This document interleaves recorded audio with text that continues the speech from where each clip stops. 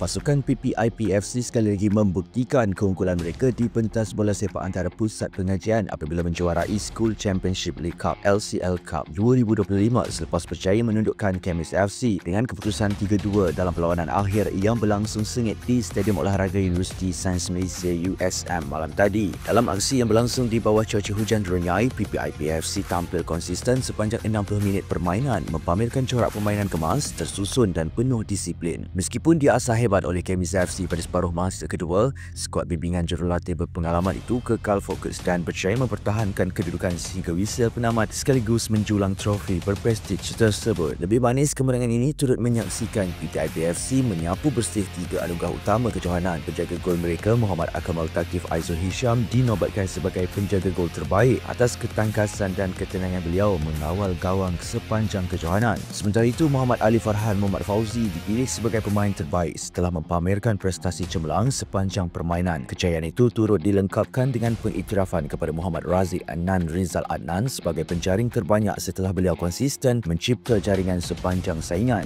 Menurut pengarah projek ACL Cup 2025 Atikah Syafiah menyifatkan kejohanan tahun ini sebagai antara edisi paling kompetitif dan meriah dalam sejarah penghancurannya. Menurut beliau, PPIPFC tampil dengan semangat kesukanan yang tinggi dan sememangnya layak untuk menjulang kejuaraan. Alhamdulillah, saya rasa ini satu pencapaian kerana kita telah mencapai target yang saya rasa sebab tahun lepas kita tahu banyak isu-isu yang tidak elok, yang tidak baik yang telah kami terima. Jadi kali ini saya tersentuh, maaf sebab saya tersentuh.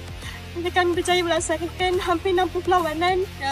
Penat lelah kami sangat diuji apabila macam-macam dugaan sepanjang SL ini berlangsung. Jadi saya harap SL kami sangat memberikan kesan kepada anda semua. Terima kasih. Sementara itu, tempat ketiga dimenangi oleh PPSKFC yang berjaya menewaskan SOM FC dalam perlawanan penentuan tempat ketiga yang berlangsung petang Ahad. Aksi sengit yang berakhir seri tanpa jaringan itu terpaksa ditentukan melalui sepakan penalti di mana PPSKFC muncul pemenang dengan keputusan 5-4.